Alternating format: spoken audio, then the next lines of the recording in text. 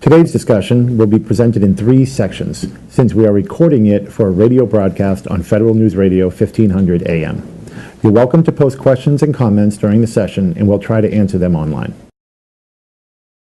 My first guest today is Paul Cohn. He's practice lead of physical security here at Red River. And Paul, while cybersecurity often captures the spotlight today, physical security can't be left behind. So what is it that impacts workforce productivity around physical security? The answer is simple. When your workforce feels safe, they're more productive. And I think that physical security is often an oversight within agencies. I think that advancements in technology can help mitigate that problem. It was a recent study of government workers. It was said that nearly 80% of the agency's physical security standards were more important than convenience.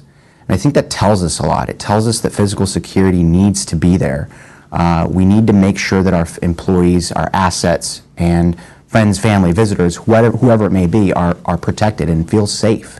Advancements in technology are helping with that convenience part. A good example is modern physical access control systems. Take, for instance, an employee who may lose their key card or their badge one day or forget it at home. The technology is allowing them to easily print or issue a temporary badge with the same standards, the same rights, the same access that they always would have, but they can do that on the fly. So an employee going to the office that forgets their card or loses their card understands and knows that, hey, I can just go talk to my admin and he or she will get me a new card. And the same thing goes for the admin, right? It makes it easier for that person to print the card and issue that temporary badge so that everyone can go on doing their job and hardly any time is wasted. And I think it's also important to note that physical security, given for instance like video surveillance, is not often a positive thing, right? Video surveillance can be a threat. Employees can feel threatened by video surveillance. Maybe they think that their employer is monitoring them or that they're constantly watching, the Big Brother effect. And that's not always the case. So I think it's important for agencies to really instill that positive message that, hey, we are advancing and modernizing our system by the use of technology to better the safety for everyone involved. All right. Are there specific challenges that are driving physical security advancements? Older technology needs to be updated. I think that's the biggest challenge. We're starting to see, we still see a lot of older analog technology out there, disparate systems that don't talk to each other, and this can cause a big problem when it comes to risk mitigation, how we handle certain situations. I think the use of analytics, video analytics in particular, are starting to gain adoption, but it's still at a much slower rate. And agencies need to realize that the use of video analytics can really help with business intelligence and getting to that quicker ROI. And I also think the last thing is regulatory compliance.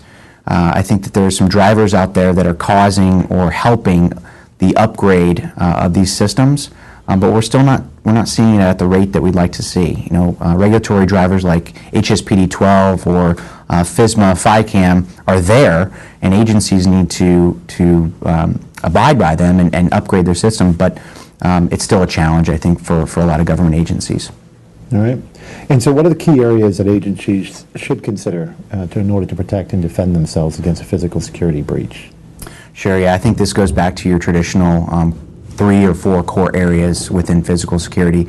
It starts with video surveillance. Video surveillance has been a major component for years, and it always will be. So I think that they need to start by looking at how we can upgrade those systems, how we can utilize high-definition technology.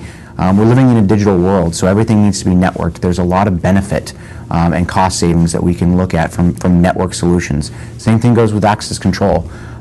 Do we have the ability to remote lock down our facility? Do we have the ability to see who's coming in and out from remote locations? I think that's an area that needs to be focused on.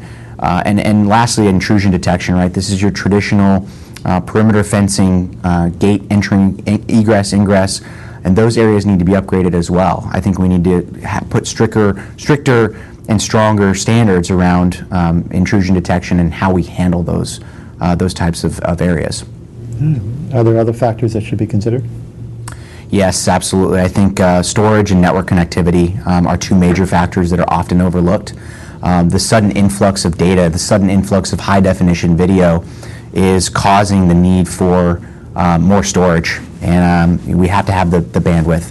If we don't have the bandwidth, none of our systems work, and we know that in the IT world, right? So we have to really take a holistic look and see what's impacting all this data that's coming in, and how we manage that from a storage and network connectivity perspective. Okay. Well, we're going to have a short break here, and I'd like to thank my guest, Paul Cohn, a practice lead here at Red River in physical security. I'm Jeff Sessions, your host.